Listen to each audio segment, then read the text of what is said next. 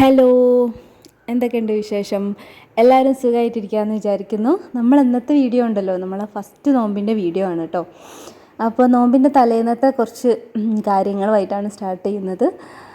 ഞാനിപ്പോൾ നമ്മൾ എന്താ പറയുക, പഴം വെച്ചിട്ടൊരു സ്നാക്ക് ഉണ്ടാക്കുകയാണ്. ബനാന ബോൾസ് ഉണ്ടല്ലോ, അത് ഞാനൊരു കട്ട്ലറ്റിൻ്റെ ഷേപ്പിൽ ഉണ്ടാക്കിയിട്ട് ഫ്രീസ് ചെയ്യാൻ വേണ്ടിയിട്ടാണ്.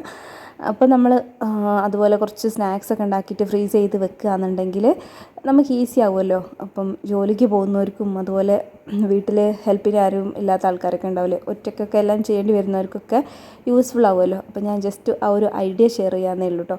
പിന്നെ കുറച്ച് അവസാനവട്ട ഡീപ്പ് ക്ലീനിങ്ങിൻ്റെ ഭാഗമായിട്ട് നമ്മൾ ഫ്രിഡ്ജൊക്കെ ക്ലീനാക്കി കാലിയാക്കി വെച്ചിട്ടുണ്ടായിരുന്നു. അപ്പോൾ സാധനങ്ങളൊക്കെ വാങ്ങിക്കാൻ വേണ്ടി പോവാണ്. കുറേ ഒരുമാതിരിപ്പെട്ട സംഭവങ്ങളൊക്കെ വാങ്ങിയിട്ടുണ്ടായിരുന്നു. പിന്നെ വെജീസും ഫ്രൂട്ട്സൊക്കെ വാങ്ങിക്കാനുള്ളത്. അപ്പോൾ അതൊക്കെ വാങ്ങിക്കാൻ വേണ്ടി പോവാണ്. ആ സമയത്ത് ഞാൻ പെട്ടെന്ന് സ്നാക്ക് റെഡിയാക്കാമെന്ന് വിചാരിച്ചു. പഴം നന്നായിട്ട് വേവിച്ചതിന് ശേഷം ചൂടാറാൻ വേണ്ടി മാറ്റി വെച്ചതാണ്. അപ്പോൾ ആ സമയത്ത് നമ്മൾ സോസ് പാനിലേക്ക് കുറച്ച് എണ്ണ ഒഴിച്ച് അതിലേക്ക് തേങ്ങ, അതുപോലെ പഞ്ചസാര, മറ്റേ റൈസിൻസും കാഷ്യൂവും ഇതെല്ലാം കൂടി ഇട്ട് കൊടുത്തു. ശരിക്കും ഇത് അടുപ്പിൽ വെച്ചിട്ട് ചെയ്യേണ്ടതാണ്. അപ്പോൾ നമുക്ക് ഗ്യാസ് ഉണ്ടായിരുന്നില്ല. ഗ്യാസ് തീർന്നിട്ട് ഞാൻ ഇൻഡക്ഷൻ്റെ മേലെയാണ് വെക്കുന്നത്. അപ്പം ഞാൻ എണ്ണ ഒഴിച്ചിട്ട് തേങ്ങ എടുക്കാൻ പോകുമ്പോഴത്തേക്ക് അവിടെ എല്ലാം കൂടി അടി പിടിക്കുകയും പുക വരികയും കാര്യങ്ങളൊക്കെ ചെയ്യും കേട്ടോ. അപ്പോൾ എല്ലാം കൂടി ഇതിൽ മിക്സ് ചെയ്തതിന് ശേഷമാണ് ഞാൻ ഇൻഡക്ഷൻ്റെ മേലെ വെക്കുന്നത്. അതുകൊണ്ട് ഞാൻ ഫ്രൈ എന്നുള്ള ഓപ്ഷനിലാണ് വെക്കുന്നത് കേട്ടോ. അപ്പോൾ നമ്മളിങ്ങനെ ഡ്രൈ ആയിട്ടുള്ള സംഭവങ്ങളൊക്കെ ഇതാക്കുമ്പോൾ കുക്ക് ചെയ്യുന്ന സമയത്ത് ഇൻഡക്ഷൻ പെട്ടെന്ന് അടി പിടിക്കും പോലെ തോന്നും. അപ്പോൾ ഒന്ന് ശ്രദ്ധിക്കണം. അതുകൊണ്ട് എല്ലാം കൂടി ഇട്ട് മിക്സ് ചെയ്തതിന് ശേഷം ഞാൻ ഇൻഡക്ഷൻ്റെ മേലേക്ക് വെച്ചത്.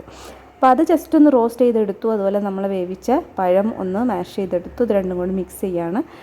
എന്നിട്ട് ബോൾസ് ആക്കി അങ്ങനെ എടുക്കാം. ജസ്റ്റ് എന്താ പറയുക, ഇഷ്ടമുള്ള ഷേപ്പിൽ ഇങ്ങനെ ആക്കി വെക്കാം.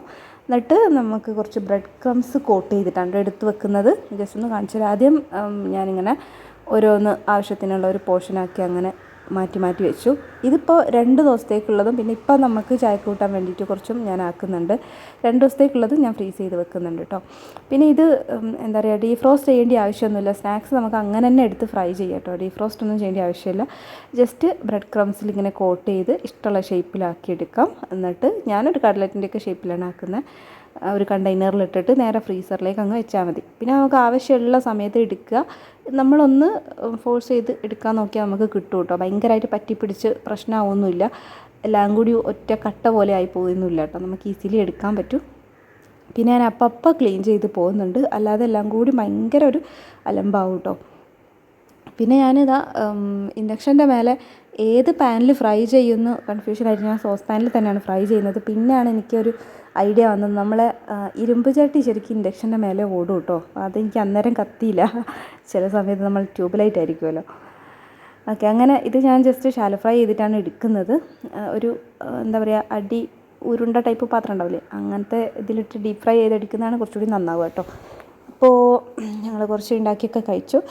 പിന്നെ അവസാനമായിട്ട് ഡീപ്പ് ക്ലീനിങ്ങിൽ ഞാൻ വിട്ടുപോയ ഏരിയ ഇതാ ഈ ഒരു എന്താ നമ്മൾ സിങ്കിൻ്റെ ആ ഒരു ഭാഗമല്ലേ, ഗ്രില്ലിട്ട ഭാഗം, അവിടെ കുറച്ച് വെള്ളത്തിലിട്ട് വെച്ച പ്ലാന്റ്സൊക്കെ ഉണ്ടായിരുന്നു. അപ്പോൾ അതൊക്കെ ഞാൻ അവിടെ നിന്ന് മാറ്റി അവിടെയൊക്കെ ഒന്ന് ക്ലീനാക്കി. അപ്പോൾ നമ്മൾ ജോലിക്കൊക്കെ പോയി തുടങ്ങുമ്പോൾ നമുക്ക് എല്ലാ ഏരിയയിലും എത്തിപ്പെടാൻ പറ്റില്ലല്ലോ. അപ്പോൾ കുറച്ച് ഡീപ്പ് ക്ലീനിങ് ബാക്കിയുള്ളതൊക്കെ അങ്ങ് ഡീപ്പ് ക്ലീൻ ചെയ്തു. ഡീക്ലട്ടറും ചെയ്ത് വെച്ചാൽ പിന്നെ ഈസി ആവുമല്ലോ കാര്യങ്ങളൊക്കെ.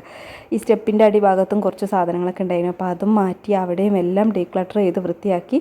അതുപോലെ ഫിസുവിൻ്റെ റൂമിൽ കുറച്ച് ബുക്സും കാര്യങ്ങളൊക്കെ, ഇതിപ്പോൾ എക്സാം കഴിയാത്ത ബുക്സാണ് അവിടെ വെച്ചത്. പിന്നെ മദ്രസത്തെ ബുക്സും കാര്യങ്ങളൊക്കെ എടുത്ത് മാറ്റി. ഞാൻ ഭംഗിക്ക് ഇമ്പോർട്ടൻസ് കൊടുക്കുന്നേ ഇല്ല കേട്ടോ. മാക്സിമം ഡീക്ലട്ടർ ചെയ്തെടുക്കുക മാത്രമാണ് ചെയ്തത്. ഭംഗി നോക്കി നിന്നാൽ പിന്നെ നമുക്കത് മെയിൻറ്റെയിൻ ചെയ്യാൻ തന്നെ ഭയങ്കര പാടാവും. അപ്പോൾ ബേസിക് കാര്യങ്ങളൊക്കെ നടന്നു പോകാൻ പറ്റിയ രീതിയിൽ ജസ്റ്റ് എല്ലാം ഡീക്ലട്ടർ ചെയ്ത് ഒതുക്കി വെക്കുകയാണ് ചെയ്തത്. പിന്നെ ഏകദേശം എല്ലാ ഭാഗവും അങ്ങനെ കഴിഞ്ഞു. ഇപ്പോൾ ഫ്രിഡ്ജും അതുപോലെ സ്റ്റെപ്പിൻ്റെ അടിഭാഗം, സിങ്കിൻ്റെ ഏരിയ, ഫിസുവിൻ്റെ ടേബിൾ, അത്രയും ഭാഗമായിരുന്നു ബാക്കി ഉണ്ടായിരുന്നത്. അപ്പോൾ അതൊക്കെ ചെയ്തു. ഇത് നമുക്ക് സുഹൂറിനും അതുപോലെ നാളെ നോമ്പുറക്കുമ്പോഴത്തേക്കുള്ള കറി, അതുപോലെ ചീരത്തോരന് വേണ്ടിയിട്ടുള്ള സംഭവമാണത്. തേങ്ങയും മുളകും കൂടി അരച്ച് വെച്ചതാണ്. ഒക്കെ റെഡിയാക്കി ചീരത്തോരൻ സെറ്റാക്കുകയാണ്. അപ്പോൾ ഇൻഡക്ഷൻ്റെ മേലെയാണ് കുക്കിംഗ്. അപ്പോൾ എനിക്ക് വലിയ ഒരു ഇതാവുന്നില്ല കേട്ടോ. നമ്മൾ കൂടുതലും ഗ്യാസിൻ്റെ മേലാണല്ലോ എല്ലാം കുക്ക് ചെയ്യാറുള്ളത്. അപ്പോൾ കുറച്ച് വെള്ളമൊക്കെ വെച്ചിട്ട് നമ്മൾ ചീരത്തോരനൊക്കെ വേവിച്ച് ഡ്രൈ ആക്കിയെടുത്ത് പിന്നെ പെട്ടെന്ന് അടി പിടിക്കും. അപ്പോൾ അതുകൊണ്ട് പ്രത്യേക ശ്രദ്ധ വേണം. അങ്ങനെ കറിയും ഒക്കെ സെറ്റായി. പിന്നെ സുഹൂറിൻ്റെ വീഡിയോ ഒന്നും എടുത്തില്ല. ഫിസു എണീറ്റുണ്ടായിരുന്നു കേട്ടോ. അപ്പോൾ ഫിസുവിന് ബ്രെഡും കാര്യങ്ങളൊക്കെ കൊടുത്തു. ഫിസു ഒരു 10 മണി വരെ നോമ്പ് എടുക്കുന്നുണ്ടായിരുന്നു കേട്ടോ. പിന്നെ എന്താ നമ്മളെ പ്രെയറും കാര്യങ്ങളൊക്കെ കഴിഞ്ഞു നേരം വെളുത്ത് ഞാൻ ആ ഒരു മോർണിംഗ് ഒക്കെ എൻജോയ് ചെയ്യണം. അതൊരു 7 മണി 7:30 ആ ഒരു സമയമൊക്കെയാണ്. അപ്പോൾ ആ ഒരു സൂര്യൻ ഇങ്ങനെ വരുന്നതൊക്കെ കാണാൻ പ്രത്യേക രസമല്ലേ. എനിക്കിഷ്ടമാണ് കേട്ടോ അകത്തേക്ക് അങ്ങനെ ഒരു യെല്ലോ ലൈറ്റ് വരുന്നത് കാണാൻ വേണ്ടിയിട്ട്. അങ്ങനെ കുറച്ച് സമയം ഞാൻ ആ ഒരു മോർണിംഗ് ഒക്കെ എൻജോയ് ചെയ്ത് അങ്ങനെ ഇരിക്കാമെന്ന് വിചാരിച്ചു. പിന്നെ അത് കഴിഞ്ഞിട്ട് ഞാൻ പോയിട്ട് നല്ലോണം കിടന്ന് 10 മണി വരെ ഉറങ്ങി കേട്ടോ. ഉറങ്ങി എണീറ്റ് വന്നപ്പോൾ നല്ല വെയിലാണ്, നല്ല നട്ടപ്പറ വെയിലാണ് 10 മണിയായപ്പോഴേക്കും. അപ്പോൾ ഞാൻ എണീറ്റ് വന്നപ്പോഴേക്കും ഫിസു ക്രീം ബണ്ണൊക്കെ എടുത്ത് കഴിച്ചിട്ടുണ്ടായിരുന്നു. അപ്പോൾ ഞാനിനി ഫിസുവിന് ഫുഡ് കൊടുക്കുകയാണ്, ഒരു സ്മൂതി അടിച്ച് കൊടുക്കുകയാണ് കേട്ടോ. അതിൽ സ്ട്രോബെറി, ബനാന, കുറച്ച് കാഷ്യൂവും ഒരു ഗ്ലാസ് പാലും കൂടി ഇട്ടിട്ടാണ് അടിച്ചു കൊടുക്കുന്നത്. ഇതെല്ലാം കൂടി ഫിസുവിന് ഒരു 2 ഗ്ലാസ് കുടിക്കാനുണ്ടാവുക. ഫിസുവിന് മുണ്ടി വീക്കം എന്ന് പറഞ്ഞൊരു അസുഖം ഉണ്ടല്ലോ. അപ്പോൾ നമ്മളിവിടെയൊക്കെ എല്ലായിടത്തും ഉണ്ട്. ഇപ്പോൾ സ്കൂളിൽ നിന്ന് കിട്ടിയതാണ്. ആ ഒരു അസുഖം വന്നിട്ട് ഫിസുവിന് ഇങ്ങനെ ഭയങ്കരമായിട്ട് ചവച്ചരച്ച് കഴിക്കാനൊന്നും പറ്റാത്തതുകൊണ്ട് 1-2 ദിവസമായിട്ട് ബ്രെഡും ബണ്ണും ഇതുപോലെ ഷേക്കും സ്മൂത്തിയും ഒക്കെ തന്നെയാണ് കുടിക്കുന്നത്. അപ്പോൾ ഞാൻ ഇന്ന് മുതൽ എന്താണെങ്കിലും ചോറും കാര്യങ്ങളൊക്കെ നിർബന്ധിച്ച് തീറ്റിക്കാമെന്ന് വിചാരിച്ചിട്ട് ഉച്ചക്കേക്കുള്ള ചോറും കൂടി അങ്ങ് റെഡിയാക്കി വെക്കുകയാണ്. എന്നാൽ പിന്നെ നമുക്ക് ലെഫ്റ്റ് ഓവറൊക്കെ എടുത്ത് വെക്കാമല്ലോ. ഞാൻ ആദ്യം ഫ്രൈഡ് റൈസ് ഉണ്ടാക്കാമെന്ന് വിചാരിച്ചിരുന്നത് കേട്ടോ. പിന്നെ ഞാൻ വിചാരിച്ചു ചീരയും ഒക്കെ ഉണ്ടല്ലോ, അപ്പോൾ സാധാ ചോറ് തന്നെ ആക്കാമെന്ന്.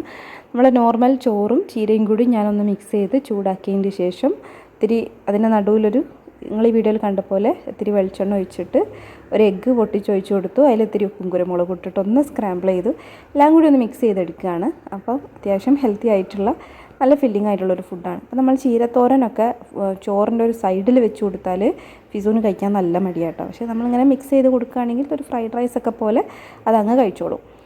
കാണാനും അത്യാവശ്യം ഒരു ഫ്രൈഡ് റൈസിൻ്റെ ഒരു ലുക്കൊക്കെ ഉണ്ടായിരുന്നു, കുഴപ്പമില്ല, ടേസ്റ്റ് ഉണ്ടായിരുന്നു എന്ന് പറഞ്ഞു.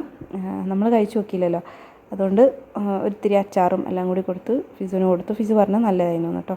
പിന്നെ ഞാൻ ഇനിയിപ്പോൾ ലെഫ്റ്റ് ഓവർ ഫുഡും കാര്യങ്ങളൊന്നും അവിടെ വെച്ചേക്കേണ്ട ആവശ്യമില്ലല്ലോ, എല്ലാം എടുത്ത് ക്ലീനാക്കി ഫിസുവിന് ഫുഡ് അവിടെ എടുത്ത് വെച്ചാൽ പിന്നെ ഞാനത് ആലോചിക്കേണ്ട കാര്യമില്ല. ടൈം ആകുമ്പം എടുത്ത് കഴിച്ചോളാൻ പറഞ്ഞാൽ പിന്നെ ഓൻ അങ്ങ് എടുത്ത് കഴിച്ചോളും. പിന്നെ അത് കഴിഞ്ഞ് ഞാൻ പോയി കുളിച്ച് ഫ്രഷായി സ്കിൻ കെയറും കാര്യങ്ങളും ഒക്കെ ചെയ്തു. എനിക്ക് ഈ ചൂട് തുടങ്ങിയതിന് ശേഷം ഞാൻ ഏറ്റവും എക്സൈറ്റഡ് ആയിട്ടുള്ളത് കുളിക്കാനും അതുപോലെ സ്കിൻ കെയർ ചെയ്യാനും വേണ്ടിയിട്ടാട്ടോ. പിന്നെ ഞങ്ങൾ കുറേ ടൈം സ്പെൻഡൊക്കെ ചെയ്തു. പിന്നെ നമ്മൾ ജോലിക്ക് പോകാൻ തുടങ്ങിക്കഴിഞ്ഞാൽ ടൈം മാനേജ്മെൻറ്റും കാര്യങ്ങളൊക്കെ ഒന്നും കൂടി നോക്കണമല്ലോ. അപ്പോൾ അതൊക്കെ ഒന്ന് പ്ലാൻ ചെയ്തൊക്കെ നോക്കി. പക്ഷേ ഒരു ക്ലിയർ പിക്ചർ എനിക്ക് സ്റ്റിൽ കിട്ടിയിട്ടില്ല കേട്ടോ. പോയി തുടങ്ങിയാലൊക്കെ ശരിയാവുമെന്ന് വിചാരിക്കുന്നു. പിന്നെ 5 മണിയാകുമ്പോഴാണ് നമ്മൾ ഇഫ്താറിനുള്ള കാര്യങ്ങളൊക്കെ ചെയ്യുന്നത്. കറി നമ്മൾ ഇന്നേക്കൂടിയുള്ള കറി ഇന്നലെ രാത്രി ഉണ്ടാക്കി വെച്ചിട്ടുണ്ടായിരുന്നു, ഫ്രിഡ്ജിൽ വെച്ചതായിരുന്നു. അപ്പോൾ അത് തേങ്ങയൊക്കെ ഒഴിച്ച് നന്നാക്കി എടുക്കുന്നു. സ്നാക്ക് കണ്ടില്ലേ, നമ്മൾ ഫ്രോസൺ സ്നാക്ക് ഉണ്ട്, അത് ഫ്രൈ ചെയ്യാനേ ഉള്ളൂ. അപ്പോഴേക്ക് നമ്മൾ സിലിണ്ടർ എടുത്തു. എനിക്ക് കുക്ക് ചെയ്യുന്ന സമയത്ത് ഗ്യാസും ആ ഒരു നമുക്ക് എന്താണോ ശീലം ആ ഒരു നമ്മളെ സ്ഥിരം രീതിയിൽ ചെയ്താലല്ലേ നമുക്കൊരു സ്പീഡ് കിട്ടുള്ളൂ. അപ്പോൾ എനിക്ക് ഈ ഒരു സ്ഥലത്ത് നിന്ന് ഈ 3 അടുപ്പും കൂടി ഒരുമിച്ച് യൂസ് ചെയ്ത് അങ്ങനെയൊക്കെയാണ് എൻ്റെ ഒരു കുക്കിംഗ് സ്റ്റൈൽ എന്ന് പറയുന്നത്.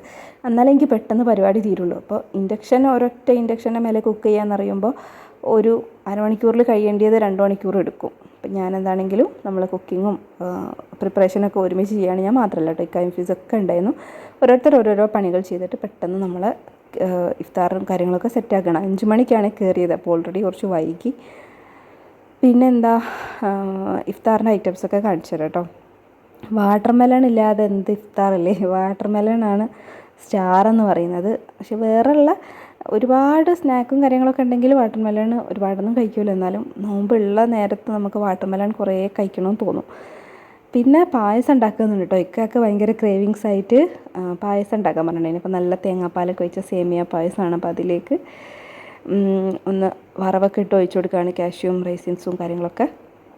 ഷുഗറിൻ്റെ ഒരു ആറാട്ടാണ് കേട്ടോ.